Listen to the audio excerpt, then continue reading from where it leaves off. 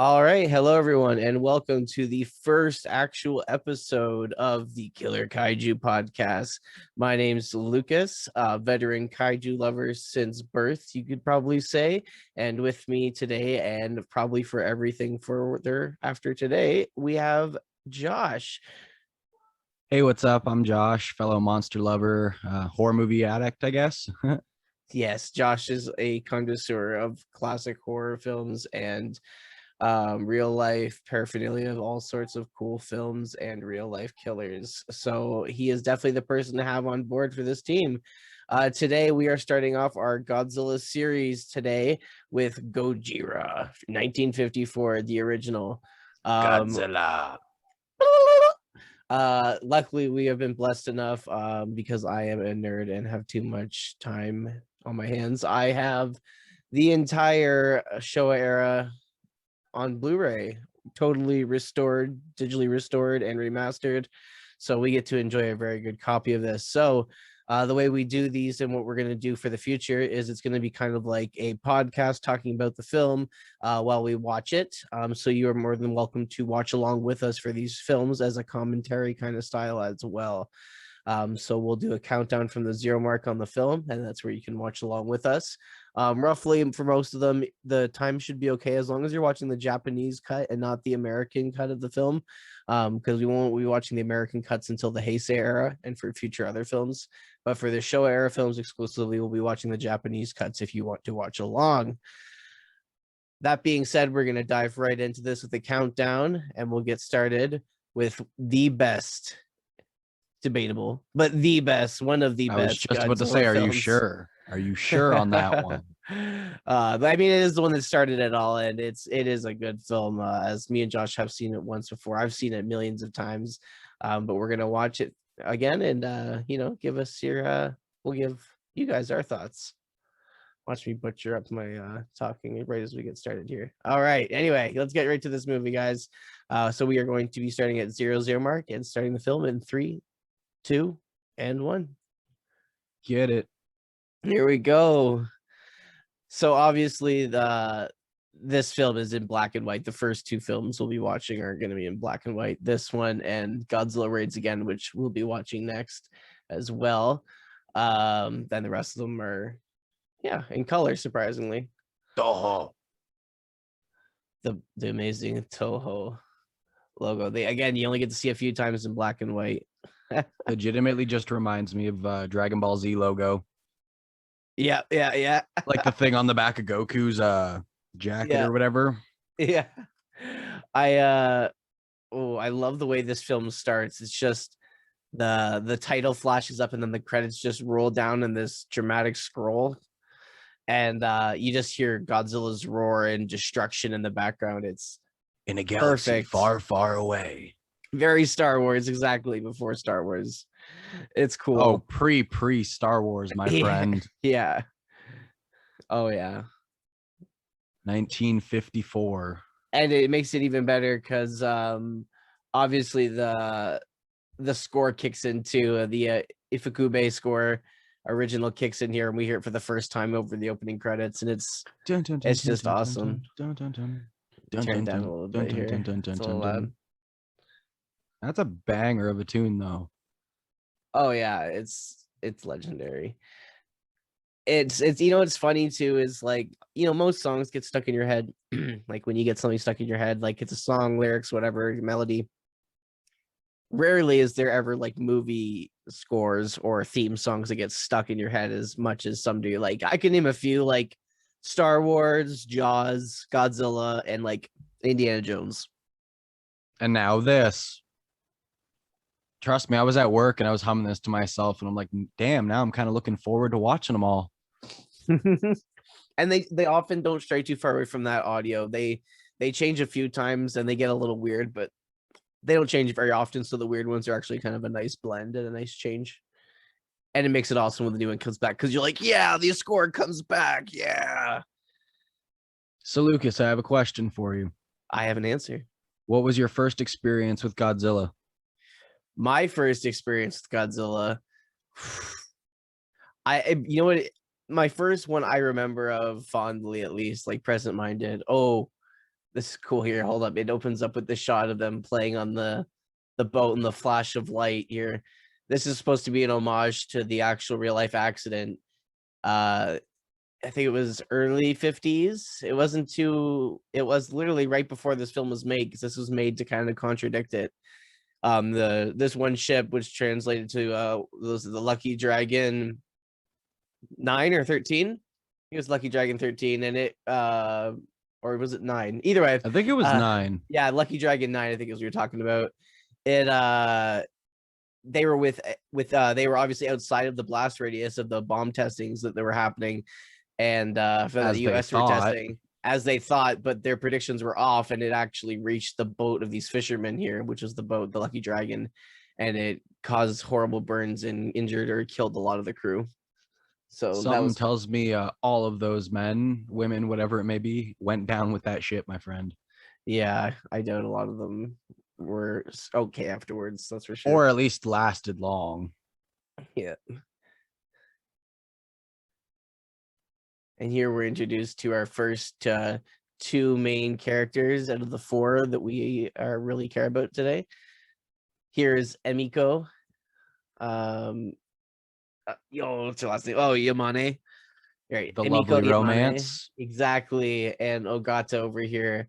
And we'll meet the other 2 important characters later. But in the meantime, I know, right? Gojira just takes the breath out of me. And this romance is just taking me off my feet. So what can I say? It's so romantic. Oh, that hat though, the traditional. I was just about to say I need one of those in my life. Yeah, that's it. We're officially gonna buy some. We're sold. I don't know. We're Canadian. I think ours is just like a beanie and like lobster fisherman. Now we need a Japanese one, an OG Japanese fisherman hat. Just moved to Nova Scotia. Start catching Godzillas like nothing. There you go. But going back to what you were saying about my first Godzilla exposure, I would say it had to have been an older movie, because my aunt's friend at the time who lived there with her, he watched like old kaiju movies, Ultraman, Godzilla. He was a fan of all this stuff. So I'd go over, and he knew I liked Godzilla because I would always like see it when I would be there, and he'd always like watch it. So the one I remember watching fondly the most was Godzilla versus Megalon, or Godzilla versus Mechagodzilla, which is funny because besides these ones, that's like the bread and butter of like, like Megalon's the lowest budget, silliest, like this one side of the coin Godzilla film. And then you've got Mechagodzilla, Godzilla versus Mechagodzilla, which is like a real high point of the series, where it was really good, high budget, entertaining as hell. Like it was definitely like top tier Godzilla film. So it was really funny how they made my 2 experiences. Sorry to interrupt. I love how they made a ship, lit it on fire, and then filmed it like a miniature of it. Yeah, that was great. But that sounds really rad, man. I mean, I know you've always really enjoyed Godzilla, and even now to this day, you have a million freaking toys of it. Yeah. What was your did you have them like when you were a kid? Like, did you collect them a lot when you were younger? Oh yeah, I was a freak when I was younger. Once I saw the movies at my aunt's friend's house, we ended up having wanting to watch them, but they were hard to acquire almost back then more than they are now. So he wasn't gonna like lend these movies to this like 6-year-old kid, obviously, right? Like, I assume it was like VHS or something. Yeah, and like you didn't want to like risk anything happening. So here they find survivors, obviously, from the boat accident in the water. They do a nice homage to this in a few movies, and in one of the movies that we hate the most, which leads to my next one, because that's the only movie I could get my hands on when I was that young at that time, was the 98 Matthew Broderick Godzilla. It's not a good film. It's an all right film, but it's an awful Godzilla film. I'll experience that one when we get there, I guess. Oh, I know. It's going to be brutal. I don't even have to watch that because I wore the tape out as a kid because that was all I could get my hands on, right? So I didn't care what it was. It was Godzilla. I'd watch it. So I watched the shit out of it. I had all the action figures for that one too. And I bet you spent so much money on like the new Blu-rays and all of those copies and toys and stuff. Yeah. It would be ridiculous to count it through. Yeah, and it's funny too because I'm a collector, right? So I buy 2 of everything. So like I always watch the prices go up and down on these like different things, and it's just like, damn. Resell value, my friend, for the these free next savings. Godzilla adventure. Yeah, and to help someone out maybe who does it, because they're going to be hard to get, right? So that's why I've like really, like we're doing now, like really honed in on my collection, so my friends and family can see these movies because they're just great. A lot of importing. Here we're at the scene now too, where all the family members are trying to burst into the office of the police to try and figure out who the survivors are, but they can't release that information yet because they're all still sick, and it's legally they have to go through a lot of paperwork and make sure they're okay and stuff first before they tell them what's going on, who they found. Oh yeah, straight Soviet Union on that one. Don't tell the locals. Yeah, because they were like waiting for the other survivors. Now they're like, well, we've had 3 survivors. Now what if we get more? Where's my loved ones? It's like a little rough. This movie's there's a lot of dark undertones, but it has its comedic elements. I feel like they really tried to be serious, but like the acting isn't going to be the most, pristine Hollywood condition. So it's not going to sink in. But like, if you can appreciate these kind of movies, you can definitely sense the feel of it. Yeah. Oh, and here we go. Now the boy and his grandfather see someone floating in. I'm assuming it's his brother or their father or his dad that they're hoping washes ashore. I think it's his brother. His older brother. And that might be their father or grandfather. I'm not sure, honestly. Smart, getting the fire ready so when they get aboard, they can warm them up so they don't get freaking go into shock. God forbid, they're probably freezing.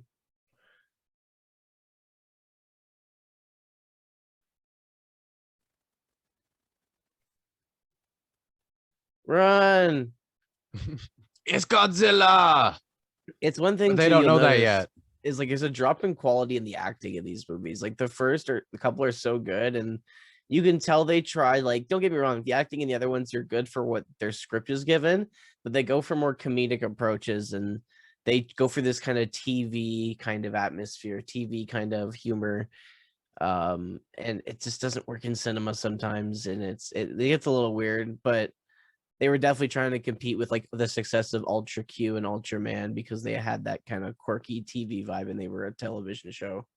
And that's what was super popular at the time. So we'll get to those movies too. They're great. I give them the benefit of the doubt though so hard because like I've tried to act in like music video with you for the Take the Throne thing and it ended up terrible. I found out real quick I'm terrible actor. So like I give these people amazing credit. I would not be able to do this. There's a reason we're on mic and not a camera right now, right? Yeah. Oh, here we got the villager here being like, the prophecy of Godzilla. Talking about how like it's like the ancient legend and they're not agreeing with him. He's like, I'll feed you guys to Godzilla. Sacrifice them. Yeah, well, I mean, they have their old ways, right? So just throw them into the volcano. I mean, that might happen in the future. We'll see. I don't know. I just always saw that in cartoons, so I assumed it's from a reference at some point in one of these movies. Yeah, or a Kong movie. There's some sacrificing of some sort. I'm not sure if there's one in Kong. I know Kong falls off the tower in the originals, in the remakes. I haven't seen him burn in a volcano to my knowledge, but I could be totally wrong. Sacrifice, man. It's the way she goes. Godzilla might get a little hot in a lava project, if you know what I'm saying. And that's how we got Lava Godzilla. Here we go. Now they're doing their celebration here. And the guy now is obviously asking the creepy old man about what Godzilla is. Once he eats all the fish in the sea, he'll come ashore and eat people. So he's kind of viewed as like this keeper of the sea. So once you take away his food, he'll take away you. So they basically viewed him as a god, right? See here, they talk about drifting a girl out into the ocean and sacrificing her to him. But now, because of the way things are now, this dance is all that's left of the sacrificial ritual. Woo! And those sweet noses. Yeah, those sweet noses that you might want to sit on and have a good time. Clear a seat, madame. No, they're cool though. They're shiny as hell though. I'd buy one of those and put it on my wall. Yeah, they're cool. Hang my COVID mask on it. Yes, got somewhere to put all those face masks. Damn. Exactly. I could probably put a like easy 50 on there. This is cool. I like this. This is a really good miniature scene right here. This looks real. Like this is really well done. I thought like the trees and the water reaction and the wind. 1,000%. It's all really well done. I'd be so bummed after building all this and then like you get one take, and if it's ruined, it's gonna be ruined. So this is obviously the kid's brother, his family that washed ashore. Yeah. With the crazy man and stuff.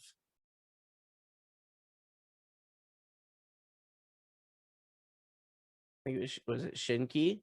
Shinki? Yeah. He the one kid, the younger boy, he runs out. Oh, and he sees something coming and they run back in here. This is a really cool It's Jason. Shot. He saw Jason. Oh, I love this set. Like it's real collapsing right there. Like they're actually getting shit dropped on them. It's just homies room on each side, like shaking it. Yeah, it's just a weak structure and they're shaking it to make it look like a room collapse. With a mix of miniatures, which is even cooler. And phenomenal performances by everybody in this movie. This is where we got really good acting in Gojira. Would this be counted as a mixed media?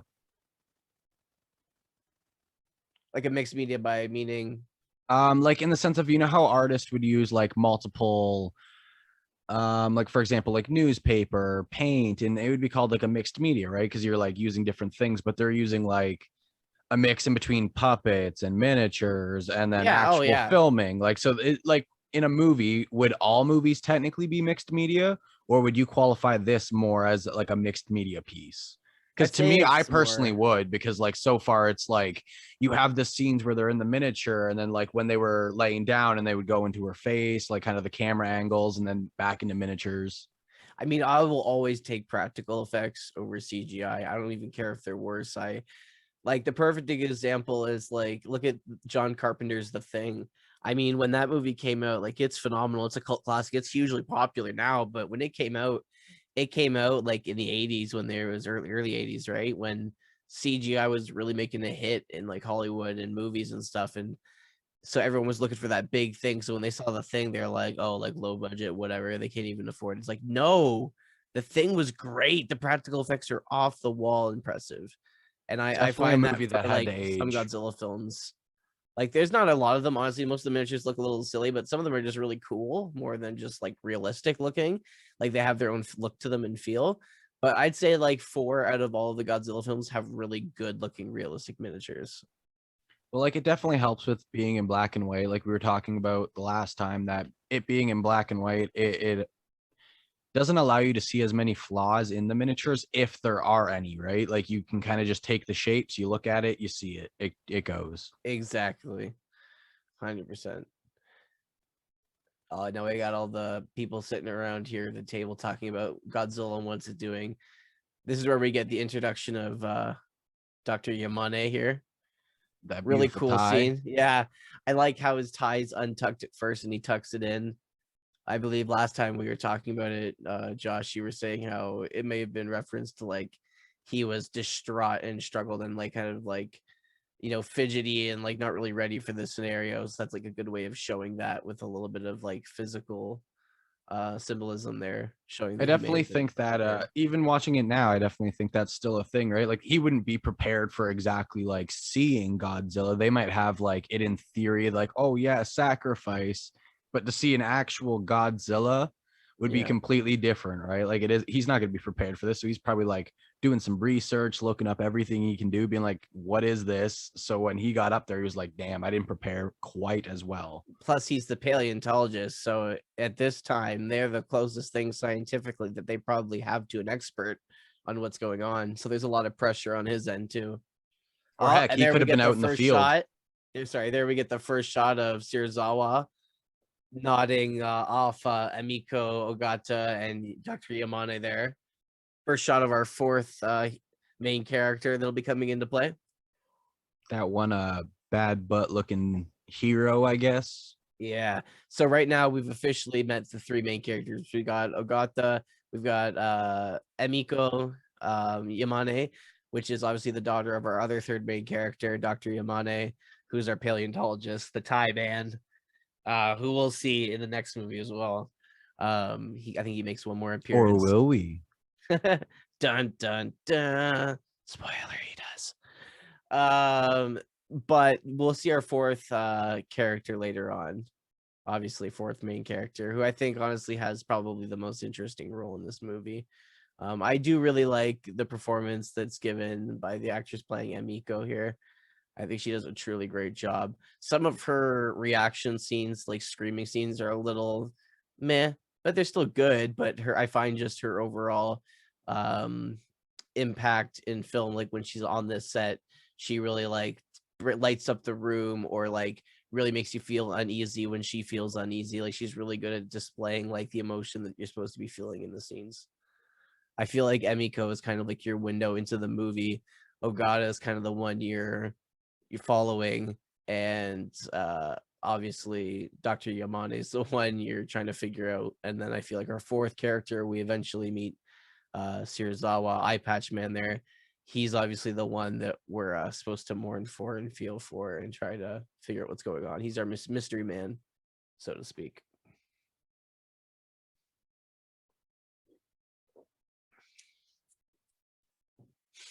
He's saying you want one of those. I think I want to say they're called the dive counter, the radioactive measuring. You want one of those? Eh? I definitely want one. I want one of the like the classic ones though. No like cell phone sized beep beep machine.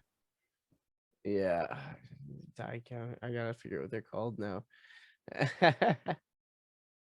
I don't know, but they used them a lot in Russia with like the Chernobyl incident, and they still have them, but like a lot of them are kind of tainted with radioactive like waste basically. So I mean, you don't really want to have it in your house at least because it's already tainted. Yeah, exactly. It's like, I don't know. This has already been near some touchy shit. I don't know if I want it in here. The world's already tempting fate with like going 100 meters away from the reactor. So like, I'm good, man. I'm good. I'm not going on any tour.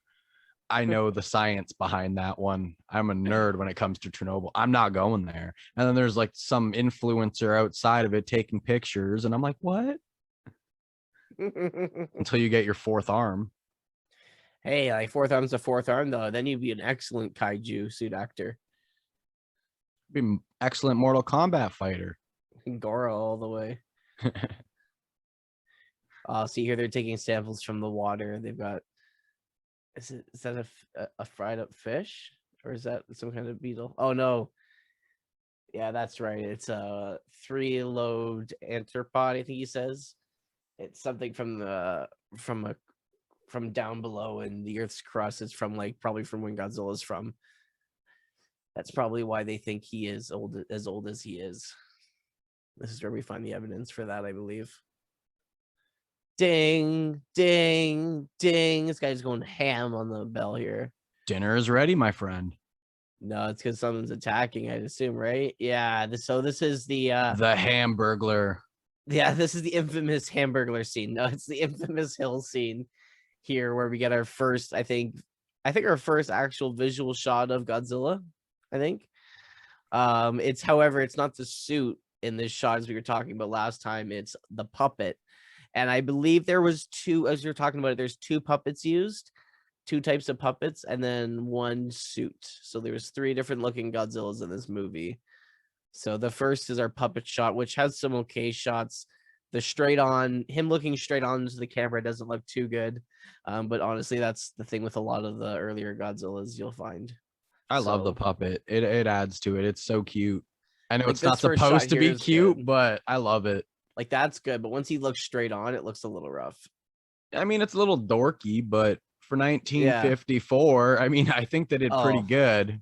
Oh no, yeah, it's awesome. But don't get me wrong, this is a great scene here. Everyone's rushing down and it's peeking over top of the hill and they all running for their lives. And then you see the claw come over to show that he's got hands too. It makes it because of that extra fear. Like he's gotta get these hands, bro. Godzilla be throwing hands, y'all.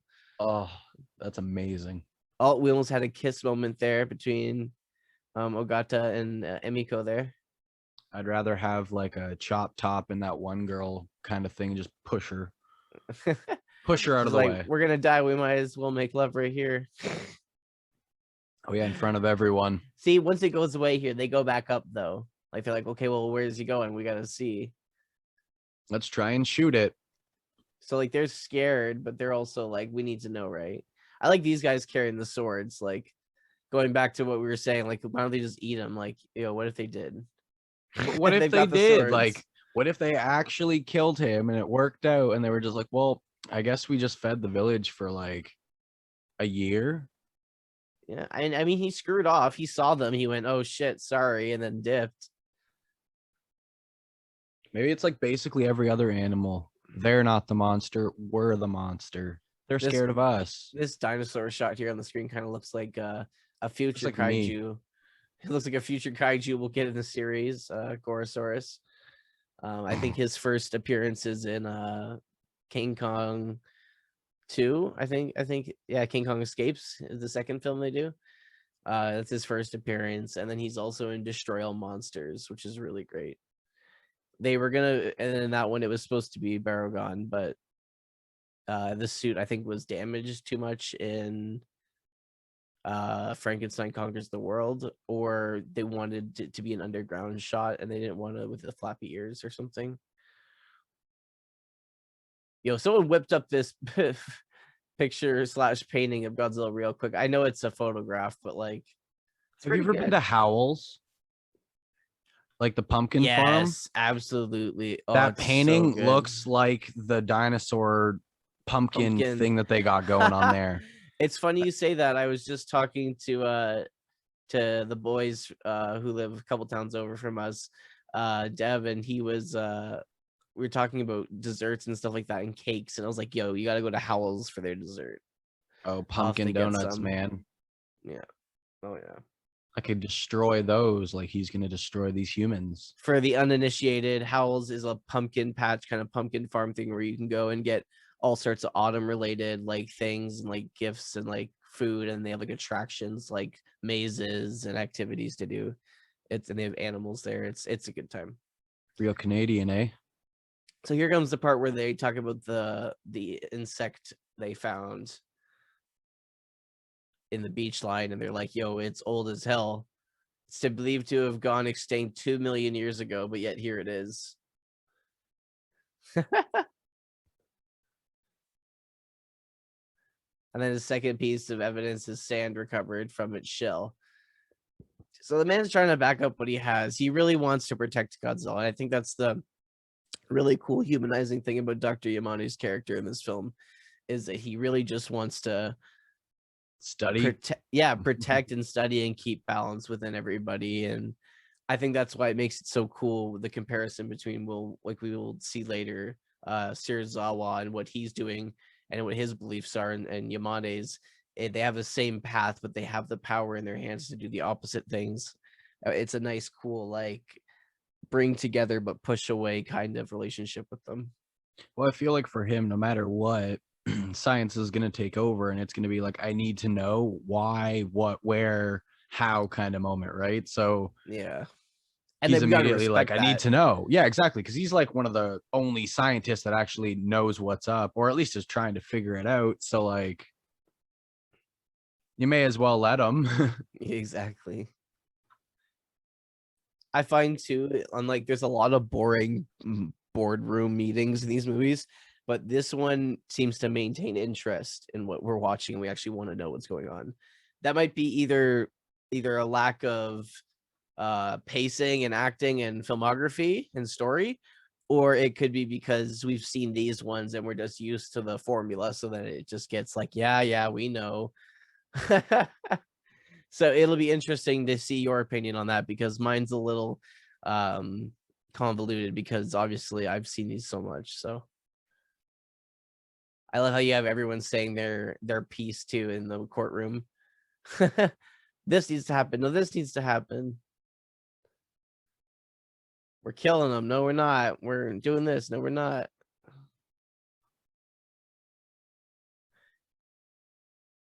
These guys want to drop bombs. It's like, no.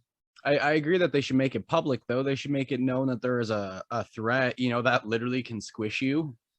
But like being like from, especially in this time period, they've just had bombs dropped on them. They're worried like, well, if it gets out, about this creature, one, will the other countries be mad about their silence agreement because this creature is now coming up on land and they weren't supposed to talk about it anymore. That was part of the deal to have their peace treaty kind of, So I wonder if like, because they couldn't speak out about it, that's what he's like representing, is that suffer of silence, that they can't speak out about it, right? So very good point on that one. Very good point. They didn't want to like let it out to the public for that reason, or have someone be like, well, we'll just drop a bomb on them and finish them off or something awful. You never know, because back then, we thought the world was safe, but like look how awful the world was and what they did to them. Like, yeah, I barely escaped the atomic bomb in Nagasaki. These were scenes that were removed in the American cut, which wouldn't really make it as good because you wouldn't know what the references or why they're so spooked of Godzilla, right? Yeah, and there's just that deep-seated like, wow, America, like you took those scenes out because you're either ashamed or trying to forget what you did. Like, come on.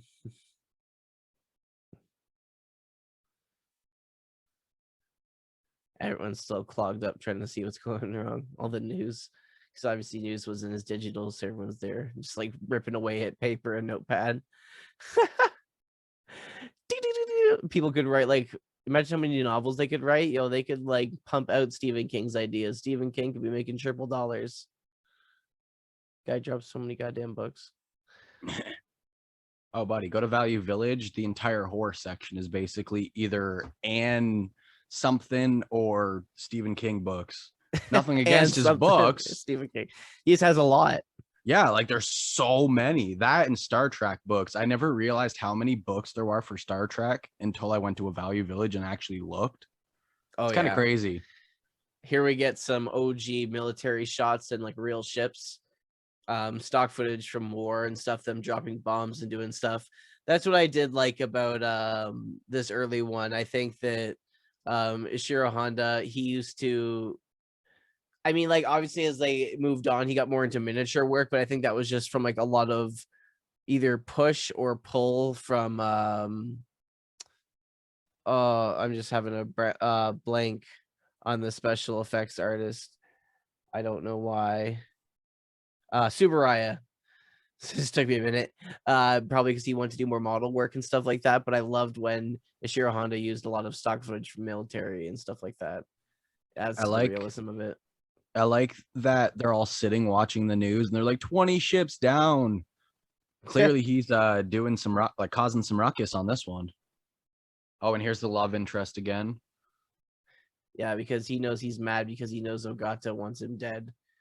And Dr. Yamane wants him. So that's kind of like, he's like, like, look at all the danger he's causing. And he kind of looks up at Dr. Yamane like, yeah, see, told you. So he gets angry and like leaves and goes inside his office.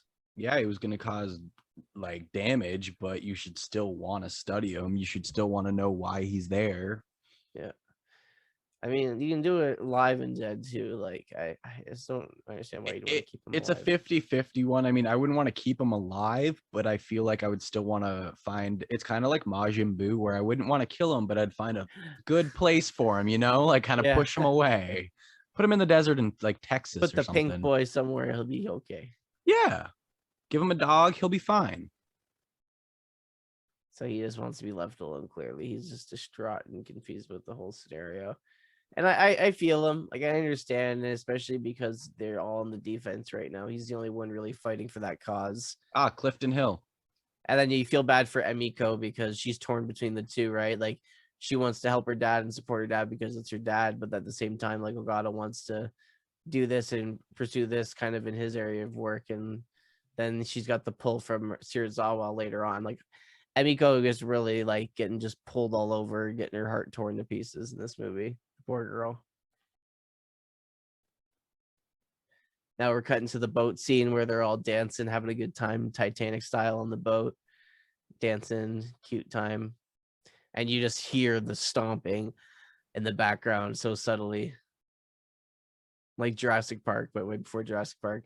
And then you just see it must be the suit that comes out of the water there.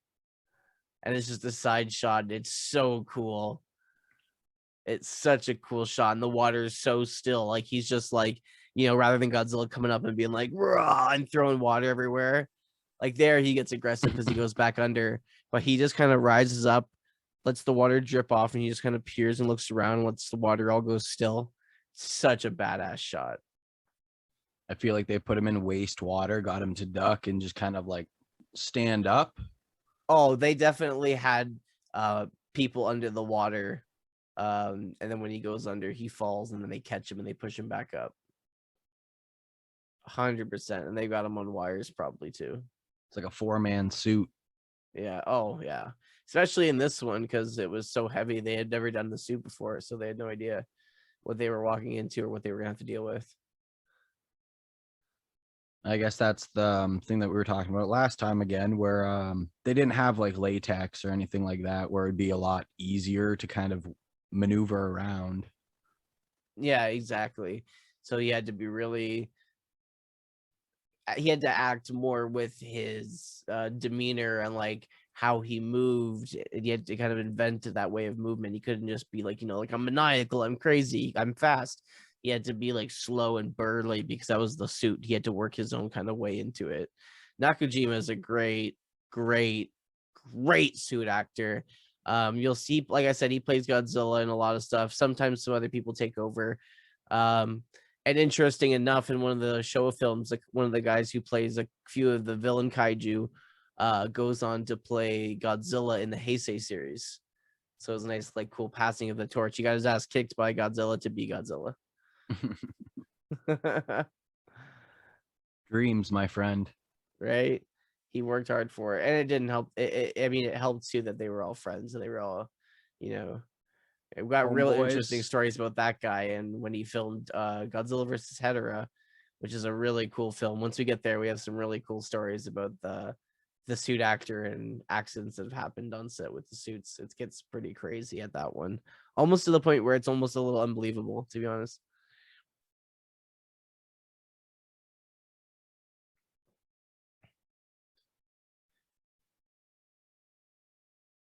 Oh, he's like, oh, like when I think about Serizawa, I lose my nerve. Oh, but it's okay. And that's the dude without the eye, right? With the eye patch. Yeah. I don't know. I think you're gonna have to like that guy in the end. Yeah. He thinks of him as like an older brother, but he's all nervous because he's like, what if she's in love with her instead? I know the concern, but like he should just trust her. Emiko's gold. Okay, what are we saying? And Buddy comes in, the kid, the younger son, whose family was crushed in the beginning. It's nice that they kind of took on this kid and kind of like brought him in, kind of as like an adoption kind of. It's nice because he had nowhere to go, right? So it's nice that they brought him in.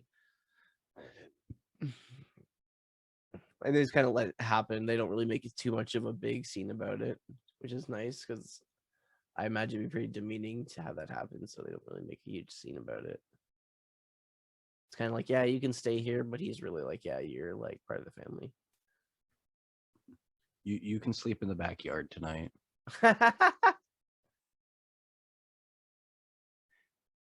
Oh, see, now it's just worrying him even more because now he's like, yeah, we'll go see him, but I'm gonna go without you. Someone's jelly. Yeah. He's a whole jar of raspberry right now. Well, I mean, she was right in the long run, right? Because she goes and talks to him and gets the secret she wants. That wouldn't have happened if she went with him. Yeah, because he's a dink. Yeah. I mean, who likes Ogata? Like, let's be real. Emiko and Serizawa all the way. Yeah, but like in the end, who's the real winner? Like you can tell she was like the girl next door to him growing up. That's gonna be us in the future on the motorcycles. That's what Just we need. Around. Yep. I'll just hold on to your waist. Let's go. Man, you might catch us in Japan on a motorcycle driving around. You never know. It's not gonna be a motorcycle. It's gonna be like a moped. No, just make it a straight up bicycle. Oh yeah. One where One where one person can do all the work, or both, so that way I can slack off if I want. I think that's called an Uber. So yeah, here we go. So the reporter goes to visit Serizawa, and Emiko goes along here. Obviously, you know, he's not going to say anything to this reporter.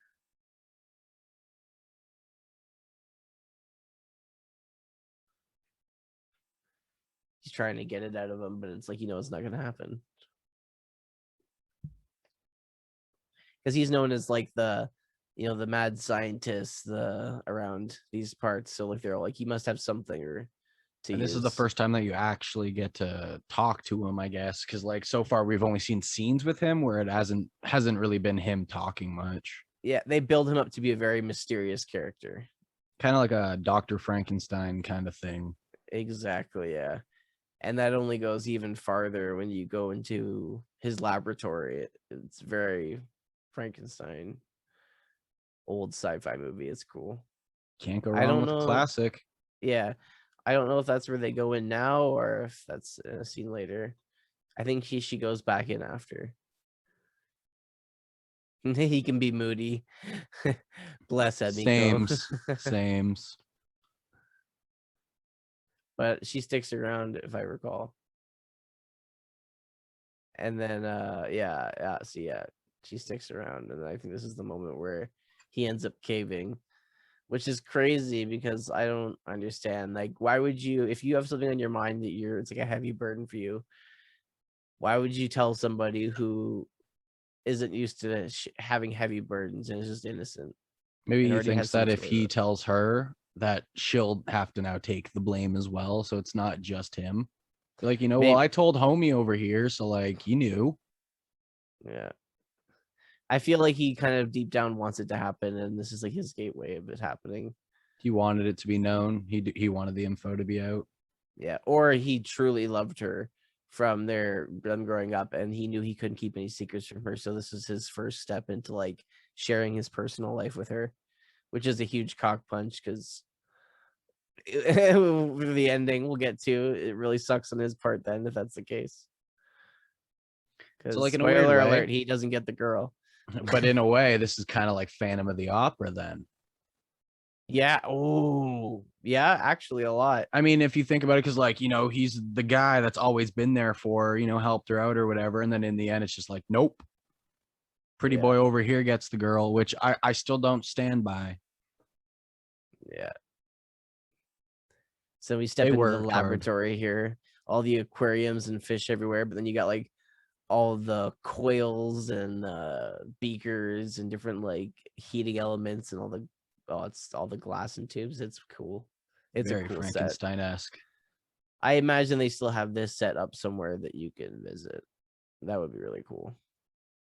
I noticed that when they did the pan to the aquarium, I think there was a tiny shark in there. That's cool. I mean, God knows, right, in Japan at this time what they had in their aquarium. Well, exactly, right? Like it's 1954. They were just importing. Different. There was no like shark laws or whale laws, whatever that was. And honestly, out there, it really doesn't matter in international waters. Nah, but I'm pretty sure there was a shark in there. Like that's an African cichlid right there. So he gets his gloves on here, and this is where he's gonna show her what he's been working on. So he drops this little pebble in the water. Looks almost like a tablet. And then it looks like he electrifies the water somehow to activate it. Sending waves, electricity waves or something at it. The music intensifies here as they watch the water start to bubble. I'm just watching her face reaction. Yeah. See, that's the only one that I'm a little iffy on, but it's still good because like she didn't know what to see, right? Oh, and it's very like Psycho-esque on that one. Yeah. You see the two different emotions of her being like totally distraught about the scenario and him being like, yes, it worked. You know, and like you can see the instant mistake in his eye when he looks down and he sees her. She did not like whatever just happened. And I like that they don't show us. They just show the reaction and then it pans out. It's cool because it makes you wonder and just feel the emotion rather than your emotion to what you saw. You just feel the characters, which is a really good scene for what it's portraying in Emiko, which so far has been our positive upbringing character. and now she has to keep that secret from the one man who wants to hear it the most, Ogata. So, and not to mention it's secrets to the weapon that can kill the thing that he wants dead, and her now, if you want to say it, adopted brother, the other guy who's there with the kid who's with them now. It could kill the creature that killed his family too. So she has like a lot of weight on her shoulders now. That's tough. Feels, bro, feels. If you could see like this is a good shot here too, actually, really quick, where it just like pans across them, and then you see kind of everybody emotionally impacting what's going on. You can tell Ogata knows something's up. The kid's just trying to stay out of it and do the right thing, and you can tell Emiko's hitting hard. And then Dr. Yamane comes up chipper more than usual. He knows something's up. He's like, what's going on here? You can just feel the emotion and the scene without them saying anything. You can just feel it in their presence. It's a great scene. You can tell everyone's got on edge. You know what I mean? I love that table. Yeah, I want that table. Oh, and then we hear the alarm here. And the footsteps again. Godzilla's coming. So right when character peaks, and like right when that would usually hit a dull or a climax in the character plot, they switch to a monster scene. It's a nice way of putting it on hold, but also keeping the character tension throughout the climax and ending here. I'd be more bummed because they just made dinner. Literally, they just made dinner, sat down, and they were like, ding, ding, ding, Godzilla's on his way. They're like, shit. I would have been running out the house, pieces of toast or whatever it is. Like, yeah, I just want toast. Me when I wake up in the morning. Right.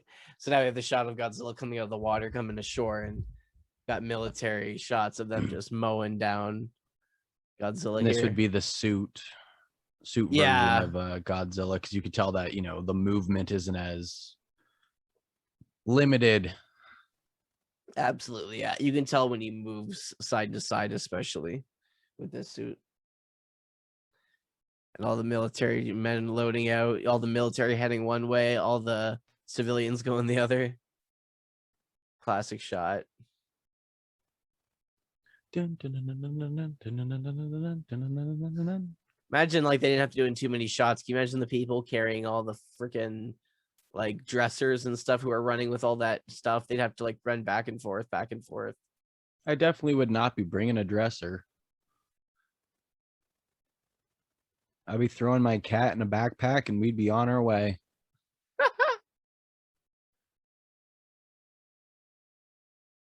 Yeah, see, he knows here. He's like, don't do that to Godzilla. Don't shoot things at him. It'll just make him angrier.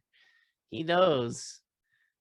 So this is where we get the first official Godzilla destruction of a city ever in this scene right here. The big G. This is where it starts. Everything right here. And this is a great city destruction scene. Everything from the miniatures, the angles, Godzilla's design. Oh, I think it looks great. I didn't think this was going to hold up as well as it would, but for a black and white film, this still looks monstrous, quite literally. It does. It's honestly incredible. Like even that for being a miniature, the train here, and how they cast the cut in of Godzilla behind the houses there is just brilliant.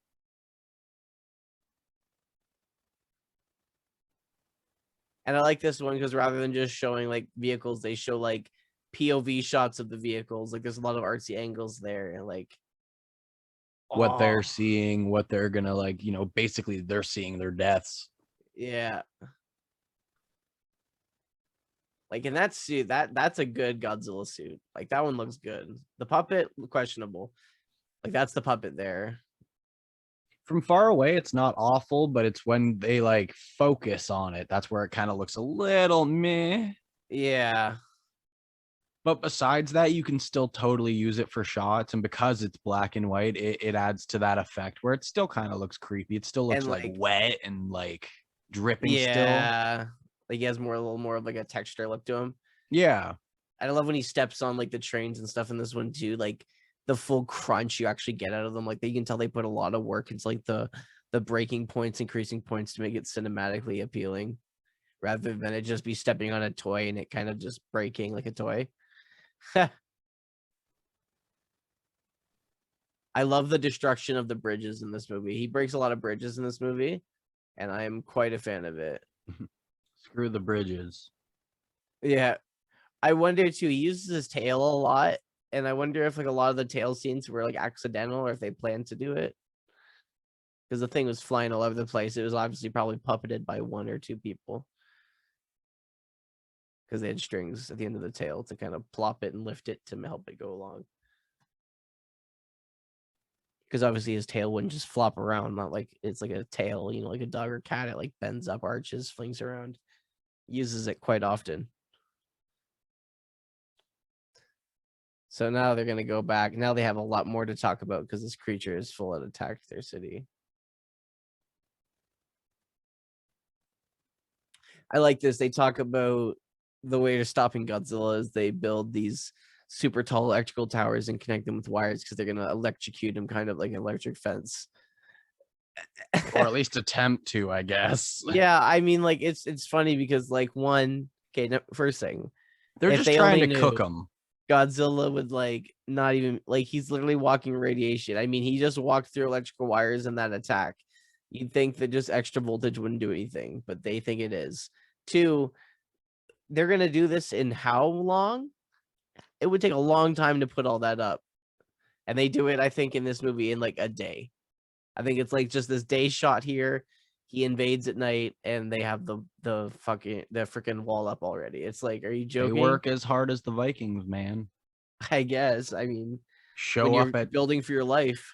Yeah, exactly. Show up at 2 a.m. By like 2 p.m. they're already leaving. But again, like cool shot of the evacuations. You never get, usually they just show people running sporadically and they green screen it over city drops.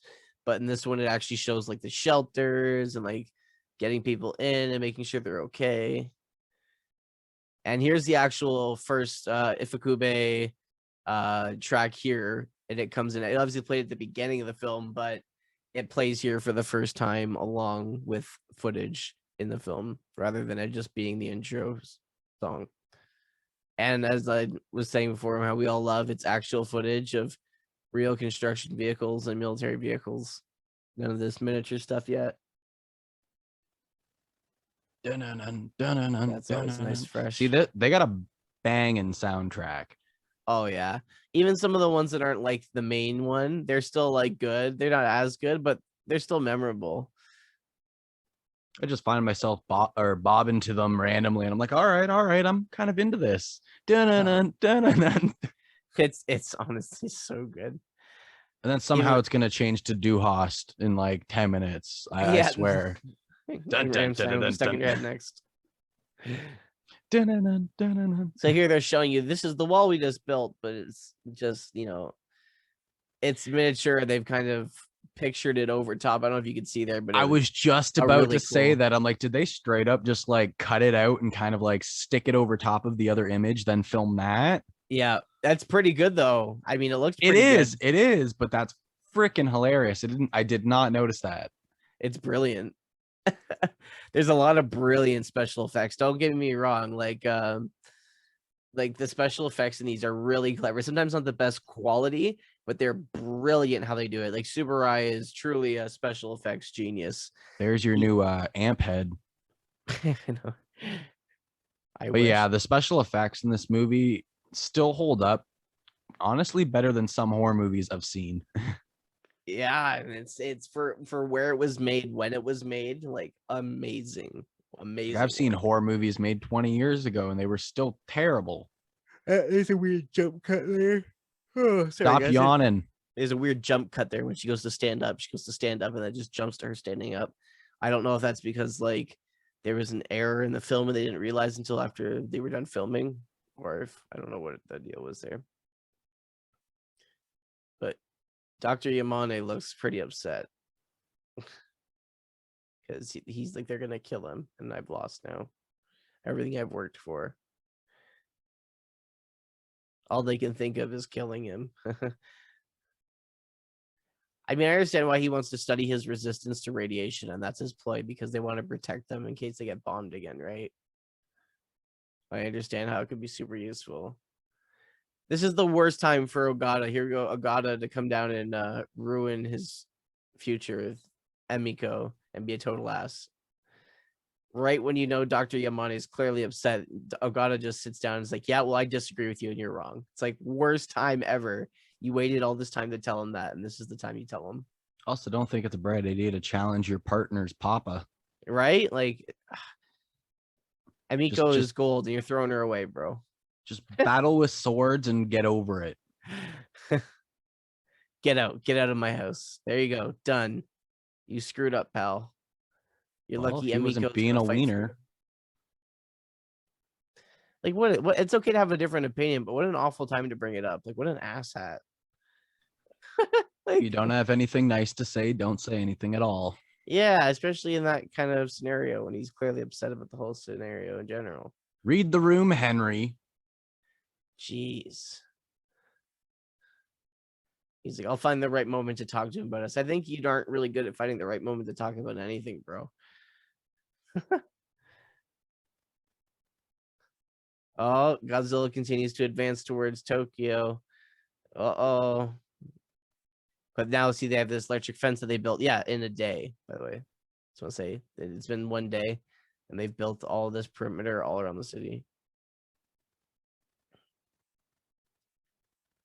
So now they're going to electrify him and hopefully kill him.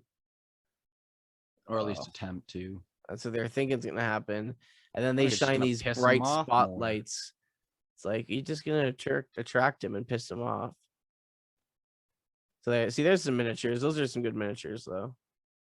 Especially because black and white helps a lot. Miniature or RC car? Both. I was like, either works for me. Oh, so there we go. Beautiful suit. And I'd like to point out that that's literally the same shot from earlier. They just literally had one shot and then they just cut it at certain parts and used it for. And they're like, yeah, we like this shot for this scene and this shot for this scene. And we'll use a little bit from that shot. So they literally shot him coming out of the water like once, spliced it into 4 different pieces and used it 4 different times. Got it. We're good. On for the rest of them. That was the first initial blast that slowly started the disease of stock footage use in the Godzilla films. Oh, here we go. All the tanks are lined up. They're like anticipating him. They're like, wait, we're not going to fire until he's walked through the barrier. And this is a good shot of Godzilla here in his huge suit. He looks real thick in this one. I like it. And he's able to walk through. And he has like claws in this one on his hands. His hands are very humanoid. I like it. I feel like they had a hard time covering up the hands. So they were just like, let's just put gloves on him. Yeah. And this is a cool shot of him ripping down everything. I think this is where we get to see the first shot of the atomic breath as well. I think so. Because I remember they have a really cool special effect with the metal framing that holds the fence up here, the telephone tower type thing. They like heat it up and melt it, and they built it out of wax, and then they shoot it and they make it look like he's melting it. It's a really cool shot. But it's actually made out of like wax. Yeah, here we go. Yeah, this shot here, it's really cool. That's rare. Very cool. Very cool shot. I like how it skipped and it was just on its side. Yeah. And that's another really good shot of Godzilla there with the smoke afterwards. Good angle of his face, that down up angle from the left, so you don't get his weird wonky right eye. And then all the destruction of the miniatures. Those are really good miniatures.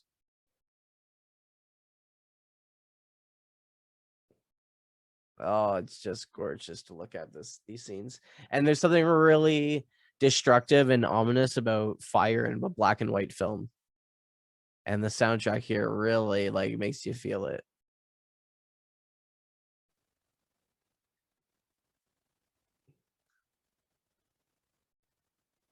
So cool, the light up special effect they did there. That's really cool.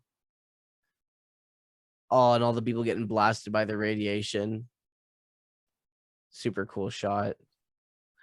So when this movie starts getting a dramatic dark turn is when civilians start getting involved. Because popular belief in the other Godzilla films, you'll notice there's not a lot of shots of civilians dying from the monsters, just the monsters destroying the cities, and you having the assumption that people are killed. There's not a lot of times when the monster personally takes out a bunch of people. So that's a really cool shot there.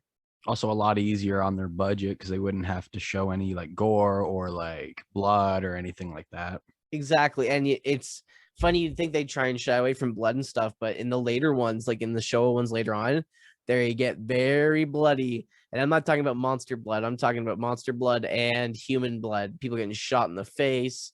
Oh, there's the puppet derp face right there. That one does not do him any favors. No, it's the eyes. It's the eyes that go all weird because he's just staring down, and you can tell that the puppet like can't move down. He's a bad jump cut there. Like I'd say those two shots right here. This I one love this scene. Those are like the only bad special effects shots. They're good, but they're just not believable. That's all. The rest of them are phenomenal. Like that's a great shot of him stepping through the house. Even that one's really good. Let's start running sideways. I like these shots too, where it's the alleyway shots. You see the people jump down and then he runs through. That's a great shot. Like all these homies, that's what I would have done and been like, yeah, jump down the side. Get out of his way. Like you're stupid.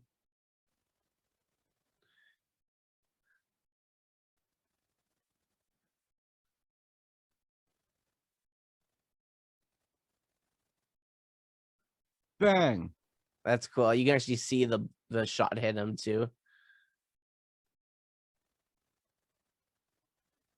Like the fireworks hitting them there. You can see them hitting them. It's so funny. Because they obviously just got them on strings and they're flying and hitting them. It was either that or they were throwing those little you know, those things that used to be covered in like paper tissue and you throw them at the ground and they pop. Oh yeah, like little firecrackers. Yeah, those little popper things. That's the third puppet there. That's the good puppet. The one they used right there for that shot. And what are we at now? 3 atomic breaths? Yeah. I mean, he decimated that one with multiple, but yeah, 3 scenes separate where he used it.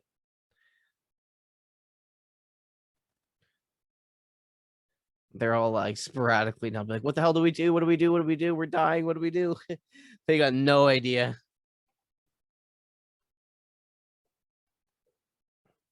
I mean, in all honesty, like if you found out Godzilla, like this giant monster, had just breached the shores of, you know, Lake Ontario here, like in like right down by the lake by like Port Dalhousie, where would be the first place you would go for safety?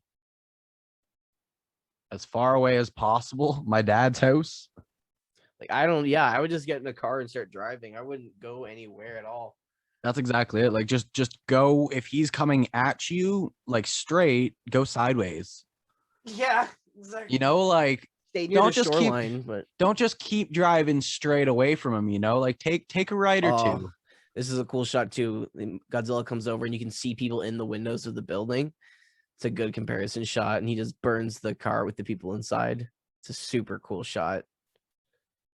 You just see like the silhouette of Godzilla in the burning city. It's just awesome.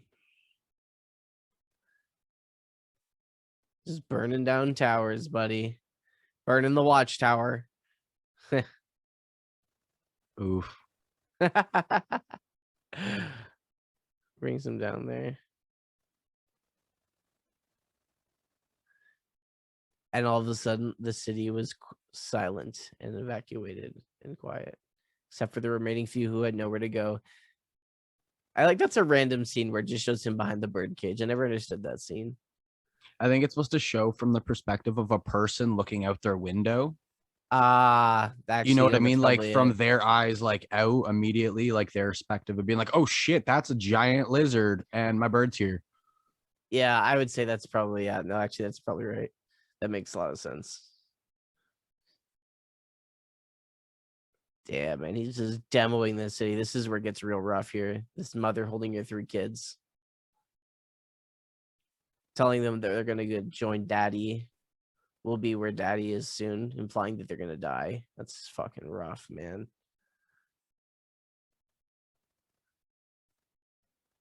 As they watch their inevitable doom come towards them. That's a rough scene. And these guys are like, peace. They just dip. And we get that puppet Godzilla again because he has the wide face. The clock tower starts going off and he's like, shut up. Shut up. He's like taunting it with his face. And then we cut to Suit Godzilla. And he knocks it down. Great miniature work in that scene too when he knocks it over. I just love that there was a guy with like the puppet and he was just like kind of attacking the tower, but they're like, don't touch it. Just kind of like be sassy with it. Yeah. He's like, caress it and then end it. Yeah, exactly. Just be sassy. Treat it like a one night stand. Oof. Little rope play. That's a rough shot there of him walking in the background. I do like camera too. I do like the reporters up on the tower though, reporting over the city of what's happening, filming everything as it's going down. Y'all are gonna die. Get out. You just know seeing that scene, you're like, that guy's gonna die. Yup. I like how in this scene he goes through the first bridge, but then when he walks on the next part, he stays on it. I the feel first like half of the bridge wasn't strong enough, but that was a really good made bridge. Yeah. David or whoever, did great on that one. Oh, then we get a little bit of the stop motion tail action there, which I think they could have done without. They could have just done but I think the suit wouldn't move that fast without breaking, so that's why they had to do it stop motion. And I also feel like adding the extra point of view just adds extra minutes to the film, right? Like it adds to the extra damage that him walking around, even his tail is causing damage, like it might just look like he's walking down the street, but every time he swings his tail, it is taking out buildings. I love whenever they use the special effects, when they're going to use the special effects to light up his spikes or do something, it cuts to the slower rate of camera because they had to slow it down because of to put the special effects over it at regular speed because they were obviously over cranking the film before. You can just tell, you're like, oh, a special effects coming because the film starts to look a little choppy. You couldn't tell before really, but you can really tell when it's digitally restored and Blu-ray. You really can, people. That's a cool shot of the building going down. Then you just see the tail past the window. There's just a lot of, and then there's like the double shot of that building getting destroyed. I never understood that either. It's like, want to see that building get destroyed? Want to see it happen again? maybe they were trying to do it from like different sides of the building, but they just reused the footage because they like to do that. Oh my god! But the rest of these scenes are awesome. The rest of them where he's walking through the buildings here and just like slugging through.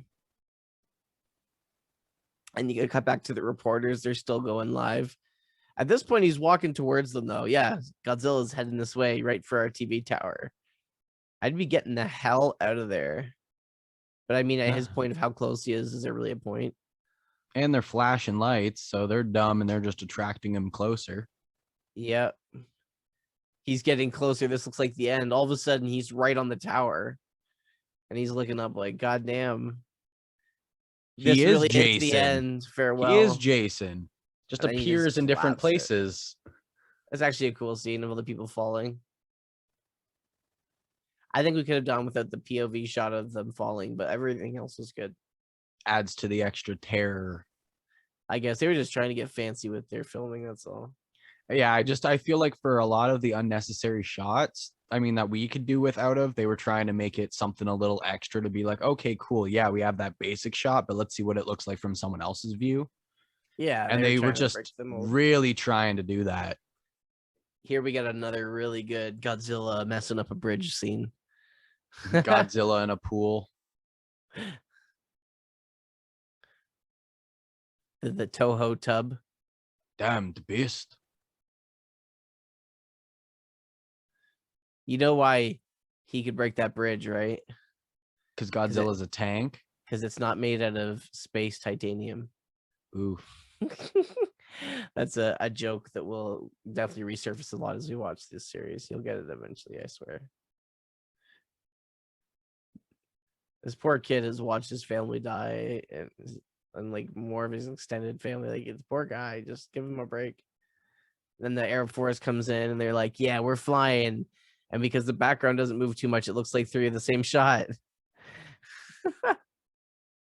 Oh, here comes that beautiful airplane fireworks string shot. And you know what? Like, this isn't bad, but I'll tell you, we'll get to the film eventually. But the flying and the airplanes and stuff in the military Air Force in Rodan is very good, and it really puts this scene to shame. But this scene's still not bad. I mean, Rodan was 3 years after this, I think. Could be wrong. Because this is 1954. I mean, this is a great scene though. This is Godzilla walking through the water with his steam plane, airplanes are shooting at him. It's a great shot. Don't get me wrong. Still for 1954, this was done great. Oh, executed flawlessly. I mean, yeah, compared to something that we would have come up with, right? Like just throw him at it or like throw the firework at the guy. Yeah, like Rodan came out in 1956, so it came out 2 years after this. So, I mean, like, it was 2 years later. I mean, they could have had a little, like, by then they were shooting in color, so that's how far along they were. So maybe it was like they had a little bit more special effects to play with, I guess. I don't know. Maybe budget. Yeah. Because if I'm not mistaken, I'm pretty sure. Let's see, cast. Yeah, Subaraya did Rodan as well, so the same special effects artist. Maybe he worked on a bunch of other films and just had like more knowledge by that time.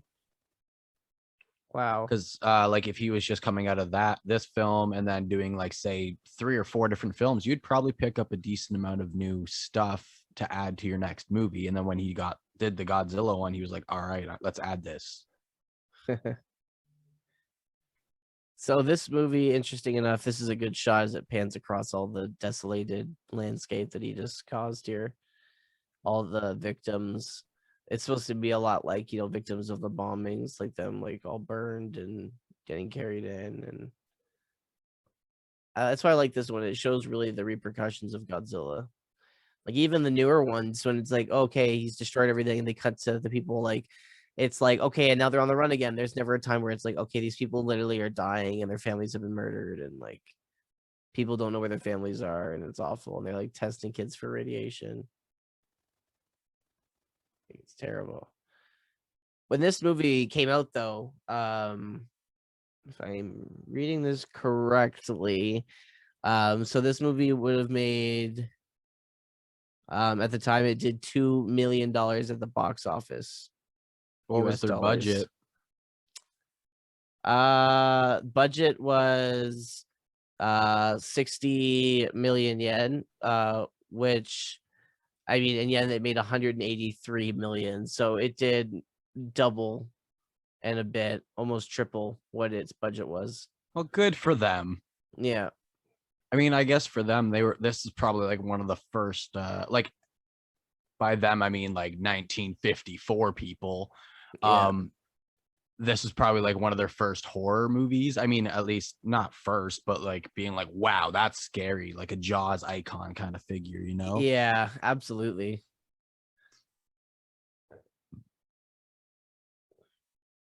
And now we're dealing with all the patients here. Emiko's trying to help everybody, and she's trying to keep a secret, but after seeing everyone injured and holding the child who is sick, you know, she has to tell Ogata, yeah, she can't keep quiet anymore. So she spills the beans about Serizawa's weapon. And this is where it all goes downhill, people. Or uphill, depends on how you look at it. Yeah, I mean, Serizawa's a great character. It's sad to see him go, but well, oh yeah, you can just tell in her face too, and Emiko's telling him Ogata about Serizawa that like you can just tell she's instantly regretting it. She's like, you know, I've just literally broken a big promise. Like her life is gonna change forever. What she just said affected the course of time, type deal, you know. And now we get to see what she sees. Yeah. So that takes us back to the scene where they put the device in the water, so you actually see what happened. And it's this little silver capsule pebble-like thing, yeah, at the bottom of the tank, and it starts releasing all these bubbles, and the fish that are swimming around it slowly materialize into bones and then nothing. It's a pretty cool shot.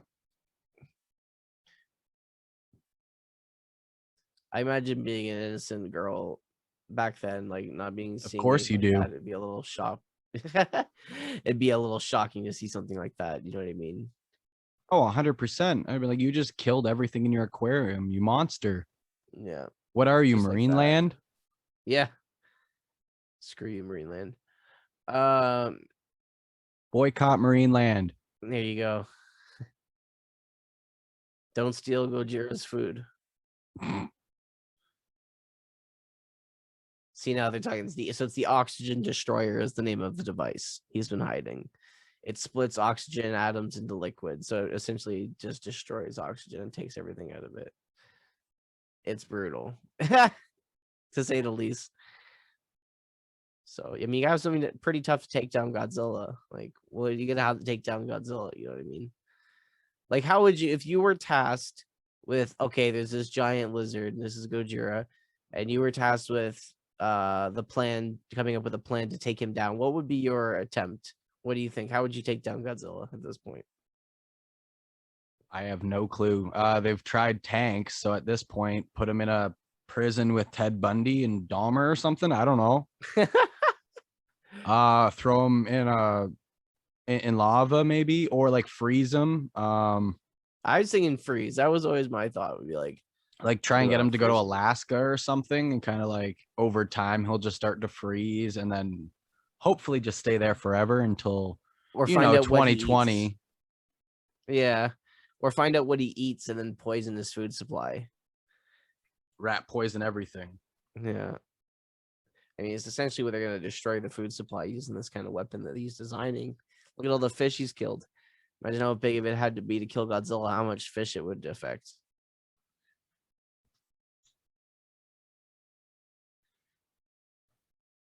But he's determined to find a use for the oxygen destroyer that will benefit society. It's going to be taking down Godzilla, but there's nothing else really that could do that would help people. I just don't see it helping anyone in any way.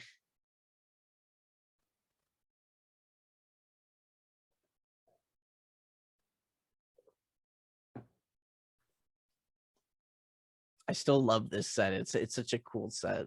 It's all the brickwork too, and like it truly looks like a loft crazy scientist apartment. Essentially what it is.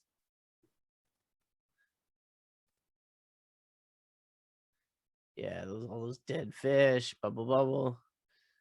Toil and trouble.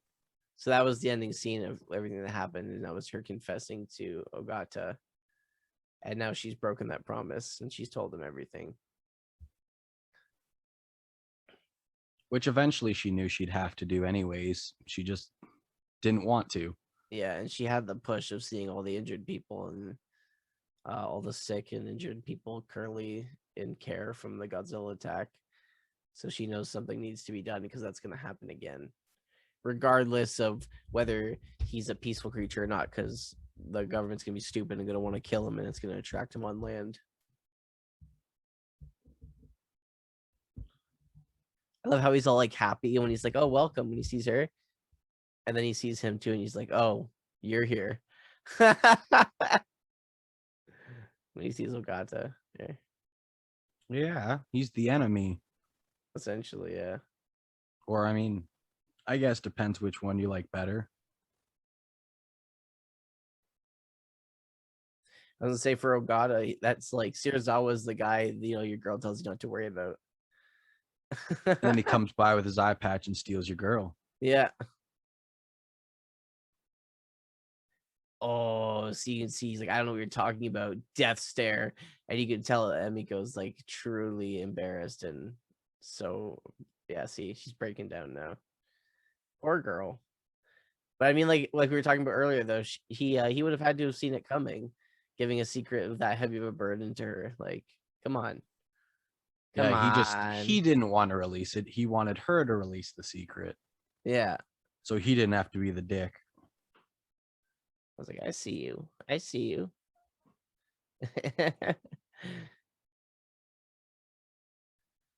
Yeah, see, they say he's like, now he's saying to Serizawa, he's like, please forgive Emiko.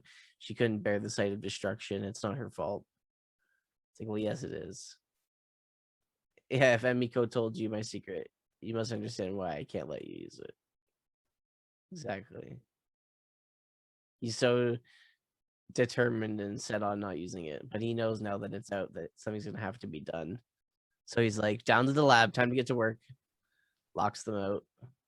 Well, he probably knows that it could solve a lot of their problems. He just doesn't want to be the guy that, to make the bomb. Well, yeah, because he can be weaponized, whether, after now, even if he decides to not make it for anybody, he'll be tortured until he gets the information or killed, Yeah. So in the end, it's basically like you can't really win on that one. No, he's really stuck in a hard place. And then when they go to the violence, they cut away to the fish. And then he comes back and Ogata's got a huge gash on his head. Like, yo, Serizawa just messed you up, guy. Trying to be a little respectful of that violence and blood. But even like going back, like, yes, there's a little blood there, but they're trying to make you focus on the monster and the damage he causes compared to the damage that humans cause. Yeah, Inhumans are just kind of dealing with the repercussions of the damage instead. It's an interesting one, especially when you're viewing it the second time, because like now you can kind of pinpoint different things in the scenarios of how people are feeling about it. Yeah, and it'll be cool when we get to Shin Godzilla too. We referenced that one, I think, talking about it the first time we watched this, and it's truly cool because it shows one, yes, brings back the original concept of Godzilla being the repercussions of something natural that's happened or something that's man-made, that's a huge catastrophe, but it also responds to the poor response of the government and their like safety protocols and stuff like that, which got a lot of people hurt, which is kind of what we're seeing here, like them not really knowing what to do and Serizawa holding back his invention, so that way they can't use it. It's kind of like a similar-esque hold from the greater masses for the greater good type storyline. Which I definitely think they took a lot of that from actual situations in the world and actual things with the government where natural causes and disasters happen, but you're not prepared for it because you don't think it's going to happen. And then when it does, you're like, oh no. Yeah. And people like in power are supposed to be ready for that kind of scenario, but when they're not, they're, strung up to dry and hung to dry because, you're like, hey, we trusted you, we elected you for this, and you can't pull your end of the deal. But like, let's be real, who would have been prepared for Godzilla? And how would you even have prepared yourself? Basically, like even Attack on Titan, those people did not last. No, yeah, that's true. So like you could build walls around yourself, anything like that, and it's just he's gonna get through it. Speaking of, in Shin Godzilla, the special effects director for Shin Godzilla was the same guy who did the live action Attack on Titan. Fun facts. Special effects. Fun facts with Lucas. Dun, dun. And this is where Serizawa has this breakdown. Because now he's like, I know it must be done now. I wish I never invented it. Poor guy. It's okay. You're going to save a lot of lives, man. And spawn a great movie series. And as an actor, you'll come back many a times to play many different characters. So that's A-okay. Never the same character, but he'll come back and play different characters. So silly. I love that they do that with these movies. It's a nice little charm to it. And then they cut here to the news report of all the destruction and the kids singing the anthem, nice song, kind of anthem, kind of to the fallen. Here's a good question though. Going back to kind of how you take care of Godzilla. If you could choose any, I mean, it could be like team, monster, person. Who would you choose to take down Godzilla? Who would you want to see fight Godzilla? Oh, easy. The Megazord and Power Rangers. Power Rangers versus Godzilla. Oh, hell yeah, bud. Or I mean, it's kind of like Zone Fighter. We'll try and get our hands on Zone Fighter to do Zone Fighter, but and only because I think it would be interesting would be like Goku or like Spawn or something. Goku versus Godzilla would be sick. Just because he'd basically just fly around him, tease him and bug him, and then he'd be like, "Can we be friends?" Ends up riding him by the end of it like a creature pet. Basically. But Spawn would be a cool one because like darkness and whatnot. He's pretty indestructible. They dabble briefly into it in the anime series Godzilla, with Ghidorah kind of being like this Lovecraftian space entity, kind of like cosmic being, like some kind of cosmic horror interdimensional space dragon. And they kind of are going that way, but I would really like to see Godzilla fight some like kind of crazy eldritch space horror, kind of like Dogora, which is another Toho kaiju film, like a giant space amoeba kind of thing. I would like something like that, like Godzilla to fight something in space like that. That would be pretty cool.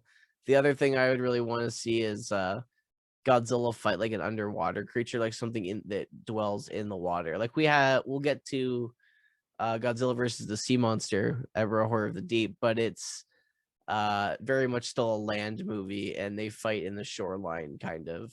It's not really like underwater fighting. It'd be cool to see like Godzilla versus the Kraken or something. I'd love to see Godzilla versus Mr. Ford. Just put him into another lockdown. Bing, bang, boom. Oh my gosh. Oh, here we go. So Serizawa's officially accepted it. He's like, this will be the first and last time I ever allow my stuff to be used. It's the one last time Oxygen Destroyer will ever be used. So he's going to make it, but he's going to burn and destroy all his research.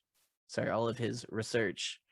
So that way it cannot be used for further blueprints. Destruction. Designs. Exactly. Burn it so the Soviets don't get it. Really, that's really what they're meaning, yeah, in that kind of mindset. Nuclear plants are basically anywhere. Back then, though, at that time, yeah, it would have been the Soviets they were worried about, probably. Another jump cut there. Yeah. Just heard her crying on the ground, basically. See, I feel like that emotion breakdown would have been a little better if the jump cut wasn't there. See, now she knows what's happening. If he's burning all that research, she knows what's going to happen. You do what you got to do. I mean, he's got he's the man with the plan right now. He's the one that can actually do something. No one else has any answers. Because if he's tried their gate and it didn't work. Because if he's burning his life's work, he doesn't have much of his life to lose in his mind. So that obviously means that he's probably not going to come back from whatever he's doing.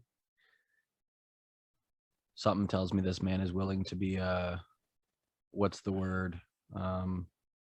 Sacrifice, I guess, for the cause. Yeah. Geiger counter, is that what it is? I think that's yes. It's a Geiger counter. There we go. Trying to figure I need one of those in my life. So obviously Ogata's coming down as well. Oh, and those badass dive suits. Yes, the infamous classic dive suits that scare the hell out of everybody and SpongeBob. Oh, have you ever seen Valid? I was gonna say valid. If I was in the bottom of the ocean and I saw one of those and you were the size of like 3 inches, I would freak too. Yep. I'd run away. I'd be like, peace, y'all. Don't go to Shell Island. Shell City. Whatever.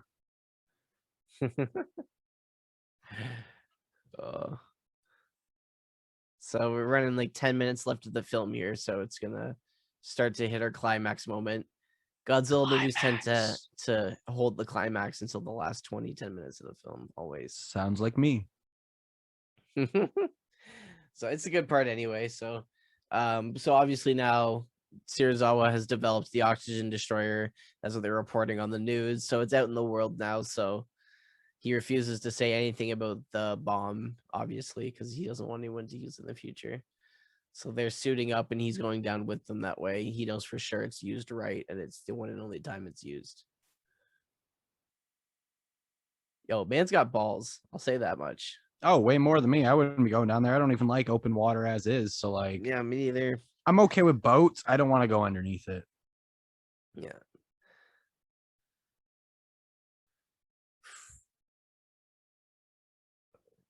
Yeah, like imagine that. Like it's the thing you worked on your whole life, and it's gonna end your life.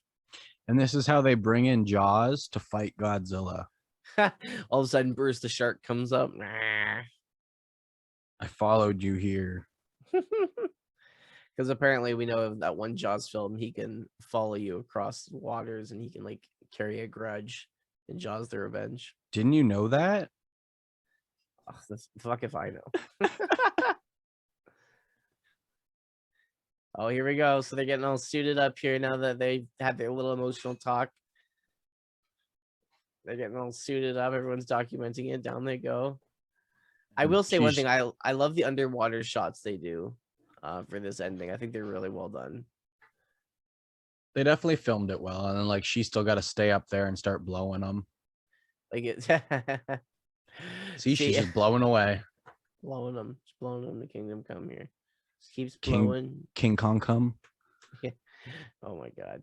So this is some good actual shots of them actually in an underwater tank, them dropping down, and they're shooting through the glass there, obviously. And there's the scenes where you see Godzilla underwater and there's bubbles. It's a cool shot. It's actually like I think they had like an aquarium of water in between the camera and the suit actor. And then they caused bubbles and stuff, and then they had him act, and they filmed through the glass in the water, so it made it look like he was in the water, but it was like foggy. Layers, my friend. Yeah. Same thing with the thing, with the intro from the thing. The burning is literally layers of paper, and they just lit the one, and they filmed it, and then played it and slowed it down. Yep. Layers. You'd be surprised at what you can do, especially with practical effects. See Godzilla here taking a nap with the fish swimming in front of him. That's how they got that shot there. Okay, so to go back to my old question then, because I forgot he naps. Okay, so Godzilla versus Freddy Krueger. I wonder. Just saying, he'd never be able to sleep. He'd be one pissed off dragon or lizard guy. Yeah. Oh, that's actually, I don't know who would win that one. I guess Freddy would win that one. Torture, right? And then he would just basically be a giant limp body that then they can start eating him. Because I know Godzilla went to hell and like fought all these demons and like stuff and all that, but like Freddy's from hell. Yeah. Oh, here they go. Cool shot of them in the helmets there too. Same idea with having them stand behind the frame and the bubbles. Yeah, behind the tank. I feel like it makes Godzilla look 10 times bigger, like the angle of it. Oh yeah. This is his triumphant ending here. He's got at least a little menacing. I like the music though, because you can tell it's like menacing, but it's peaceful, surrendering, like almost funeral-esque music. Kind of like we had to do this and we're sorry. Yeah. Like the world lost a great thing today. Type of ending music. Yeah.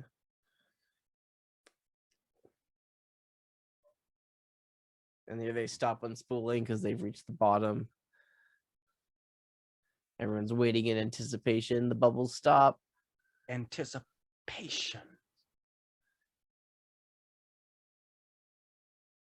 There we go. They've got the device. They get it all ready to go. And this is where they're supposed to recline and go back up. So Ogata goes up, but obviously Serizawa stays there.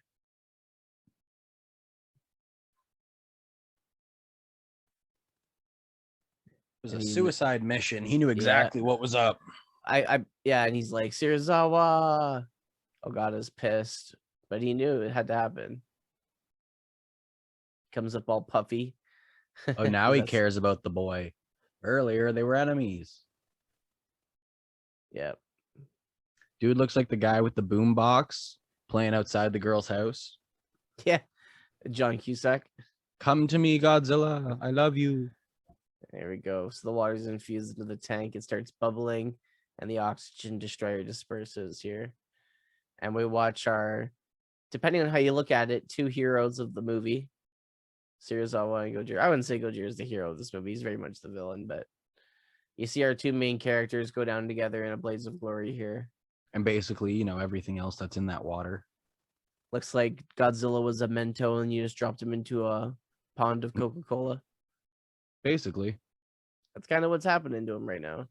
I wonder if Godzilla was real, what would his favorite candy be? Pop Rocks?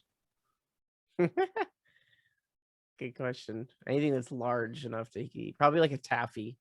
Those sugar daddy lollipops? Something tells me he would be a sugar daddy. Yeah, Godzilla's my sugar daddy.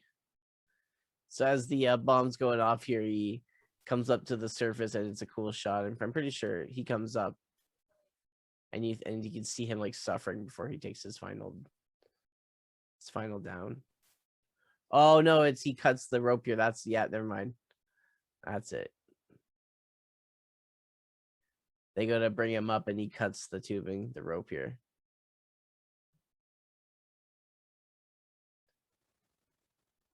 That's what happens, yeah.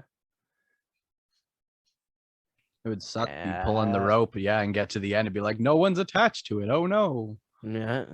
So they know he's not coming back up now. You just see it's a good shot. It pans over to a nice up shot of Dr. Yamane, and he just takes off his hat in respect. Should have taken out his tie in respect. Full circle. Oh my god, that's actually hilarious. Just untucks the tie. Tucks the tie back in. It's a shame. Real shame. Couldn't focus. You see Godzilla struggling for his last breath as he dies. See, but he's out of the water, so he can breathe oxygen right now. He should be alive. Yeah, but it's melting his cells down. Get out of the water. Get out of the water. As he's submerged in water. Oof. And down he goes to his bitter end.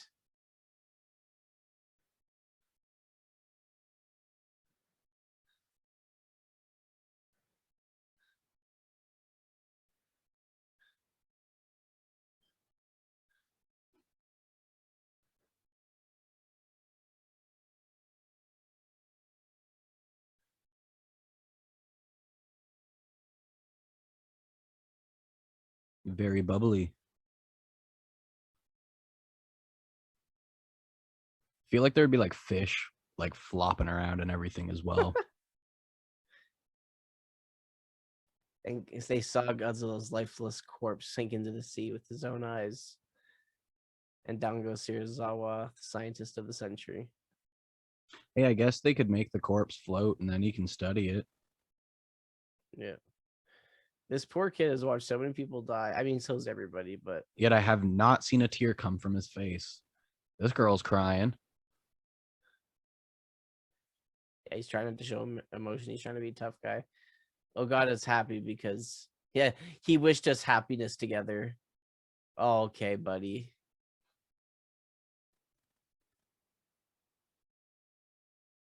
Yeah, Godzilla was the last of his species.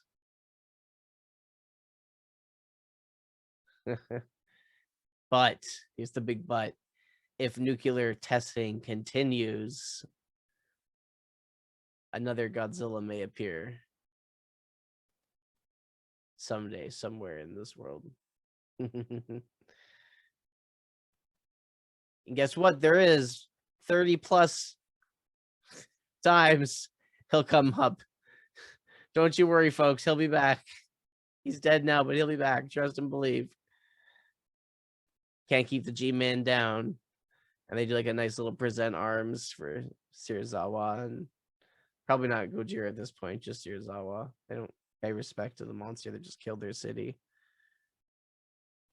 And then it just pans off to the back of the boat, shot of the boat going home. Nice sunset over the water. The end. That's how you end a goddamn monster film. I liked it.